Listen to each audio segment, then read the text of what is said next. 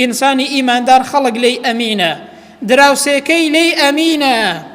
بۆیە پێغەمبەر صلی الله عليه وسلم دەفەرمێت لە فەرمایشتێکیدا چوونە لای پێغەمبەری خوا صلی الله عليه وسلم باسی ئافرەتێکیان کرد، گوتیان ئەی پێغەمبەری خوا فڵان ئافرەتە نوێژی زۆرە، ڕۆژووی زۆرە و هەروەها خێر و سەدەقە و چاکەشی زۆرە، بەڵام یەک شتی هەیە ئەوەیە تەنها جیرانەکانی ئەزیەت دەدات.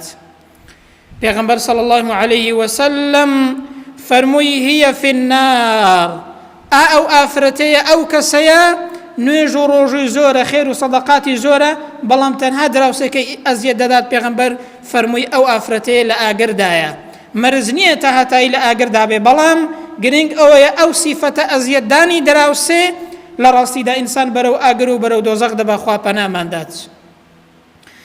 ئەنجام باسی ئافرەتێکیان کرد، گوتیان ئەی پێغەمبەری خوا صلی الله عليه وسلم فڵان ئافرەتە نوێژ و ڕۆژووی کەمە، خێر و سەدەقاتی کەمە، بەڵام ئەوەندە هەیە لەگەڵ جیرانەکانی یا باشە و هیچ کەسێک ئەزیەت و ئازار نادا، خەڵک لێی ئەمینە.